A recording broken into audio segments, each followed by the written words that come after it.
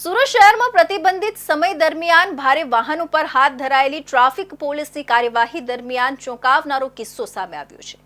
સુરત મહાનગરપાલિકાના જ કચરા ગાડીઓ અને બસો નિયમોનું ઉલ્લંઘન કરતા ઝડપાયા હતા। નંબર પ્લેટમાં ખામી, વાહનની ખરાબ હાલત અને એક પણ ડ્રાઈવર પાસે લાયસન્સ ન હોવા છતાં આ વાહનો શહેરમાં દોડતા હતા। પોલીસે મહાનગરપાલિકાના જ 20 વાહનો ડિટેન કરી લીધા હતા, જેમાં 2 સિટી બસો પણ સામેલ છે। મહાનગરપાલિકાના કોન્ટ્રાક્ટની આડમાં ચાલતી આ બેદરકારી હવે ચર્ચાનો વિષય બન્યો છે। માતેલા સાંડની જેમ પ્રતિબંધિત સમયમાં પણ દોડતા સિમેન્ટ ક્રોકેટના ડમ્પરે એકને કચડી નાખ્યા બાદ હરકતમાં આવેલી ટ્રાફિક પોલીસે ભારે વાહનો પર હાથ ધરેલી દંડાત્મક કાર્યવાહી વચ્ચે સુરત મહાનગરપાલિકાના જ વાહનો નિયમ વિરુદ્ધ ચાલતા ઝડપાયા છે। શહેરમાં કચરો ઉઠાવતી અને તેને ડિસ્પોઝલ સાઇટ સુધી પહોંચાડતી કચરા ગાડીઓની નંબર પ્લેટ સહિતની ખામીઓ મળી આવી હતી। આ સાથે એક પણ ડ્રાઈવર પાસે લાયસન્સ નહીં મળતા પોલીસે મનપાના જ 20 વાહન ડિટેન કરી લીધા હતા। આ 20 વાહનમાં 2 સિટી બસનો પણ સમાવેશ થાય છે।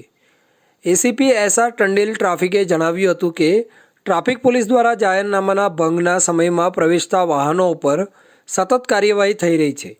મનપાના કોન્ટ્રાક્ટ હેઠળ દોડતા વાહનોને જોકે જાહેરનામામાંથી છૂટ અપાઈ છે, પરંતુ તેમણે નંબર પ્લેટ અને વાહનોની ફિટનેસ સહિતની કાળજી રાખવાની હોય છે।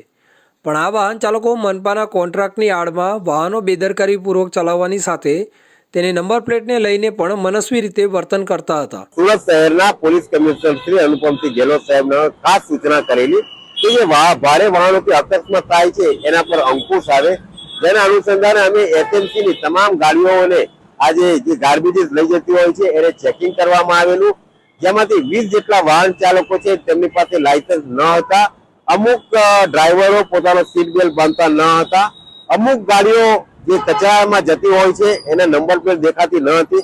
આવી તમામ વાહનો વિરુદ્ધ કાયદેસરની કાર્યવાહી કરવામાં આવી છે અને 20 જેટલા વાહનોને અમે ડિટેન કરી તેઓને ગોડાઉને મોકલી આપવામાં આવેલ છે।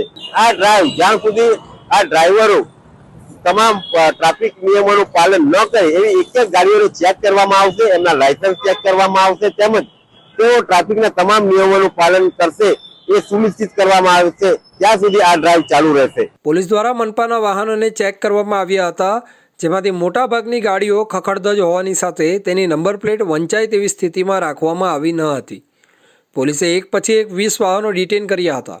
આશ્ચર્યજનક રીતે એક પણ ડ્રાઈવર પાસે જે તે સમયે લાયસન્સ નહીં હોવાથી આ વાહનો ડિટેન કરી લેવાયા હતા।